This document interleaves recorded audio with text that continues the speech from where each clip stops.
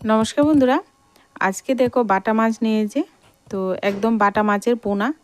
তো আজকে এই পোনা মাছ দিয়ে খুব সুন্দর সাজনে ডাঁটা দিয়ে তরকারি রান্না করব।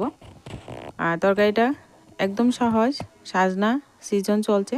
তো তার জন্য আজকে অনেকটি সাজনা কেটে নিয়ে সাজনা টমেটো আলু দিয়ে খুব সুন্দর ঝোল রান্না করব।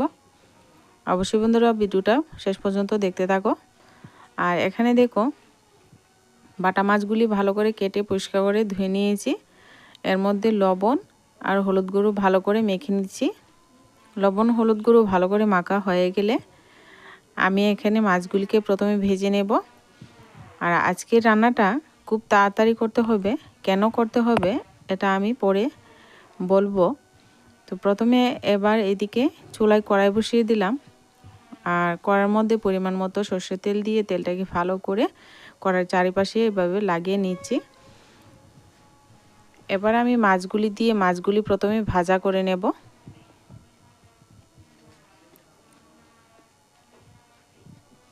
তো কিছুটা মাছ আমি প্রথমে দিয়ে দুইবারে আমি মাছটা ভেজে নেব।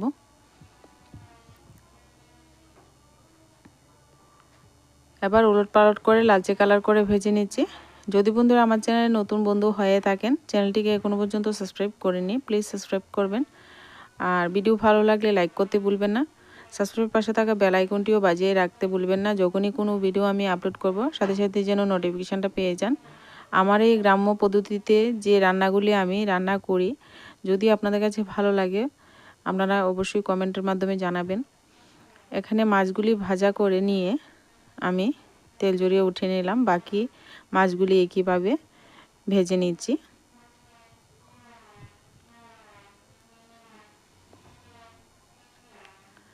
মাছগুলি ভেজে নিয়ে এবার আমি একটা পাত্রে তুলে নিলাম। দেখুন মাছগুলি কত সুন্দর ভাজা হয়েছে, একদম লালচে কালার করে ভেজে নিয়েছি।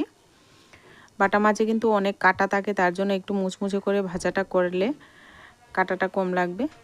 এবার পরিমাণ মতো সর্ষের তেল দিয়ে দিলাম। আর দেখুন এইদিকে রান্না করতে করতে আকাশটা কতটা কালো হয়ে গেছে, মানে এক্ষুনি বৃষ্টিটা চলে আসবে। তার জন্য আমি তাড়াতাড়ি করে রান্নাটা করে নিচ্ছি। বৃষ্টিটা মনে হয় এক্ষুনি চলে আসবে। এবার তাড়াতাড়ি করে আমি কিন্তু ফোড়নে দিয়ে দিলাম পেঁয়াজ কুচি পরিমাণ মতো। পেঁয়াজ কুচিটা গোল্ডেন কালার করে ভেজে নিয়ে এখানে আমি দিয়ে দেব টমেটো। আমি এখানে টমেটো কেটে রেখেছি আগে থেকে লম্বা লম্বা করে। আর সাজনার সঙ্গে কিন্তু আমি এখানে আলু দেব, একটা আলু দেব। পরিমাণ মতো সাজনা ডাঁটা আমি কেটে নিয়েছি। এবার টমেটোটা দিয়ে এবারে আমি এখানে কিছু গুঁড়ো মশলা দিয়ে দেব। আর গুঁড়ো মশলার মধ্যে আমরা রেগুলার মশলা যেগুলি খাই সেগুলি দিয়ে দেব।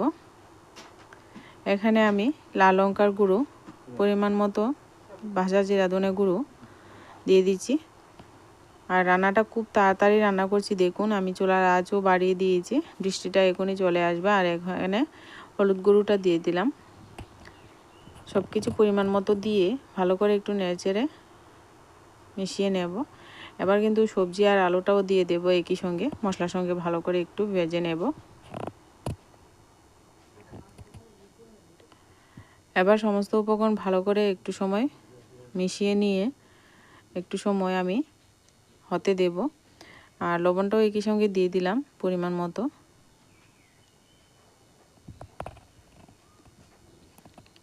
এবার ভালো করে একটু নাড়াচাড়া করে নেব কিছুক্ষণ। আর ভালো করে নেড়েচেড়ে এখানে আমি একটু ঢাকনা চাপা দিয়ে ঢেকে দেব। এতে করে সমস্ত সবজিটা ভালো করে একটু মজে যাবে।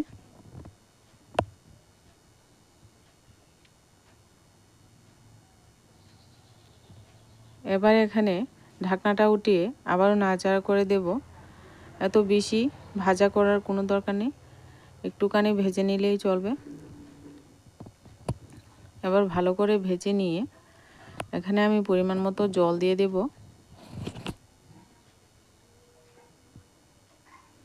পরিমাণ মতো জলটা দিয়ে ভালো করে ঝোলটাকে প্রথমে একটু ফুটিয়ে নেব, তারপর পরে মাছগুলি দেব। আর মাছগুলি এখন দিয়ে দিলে মাছগুলি কিন্তু একটু ভেঙে যাবে।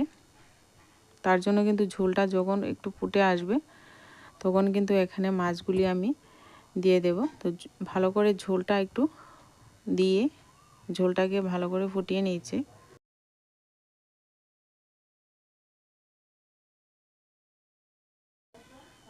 এবার ঝোলটা একটু ফুটে গেছে। এবার এখানে আমি মাছগুলি দিয়ে দিচ্ছি।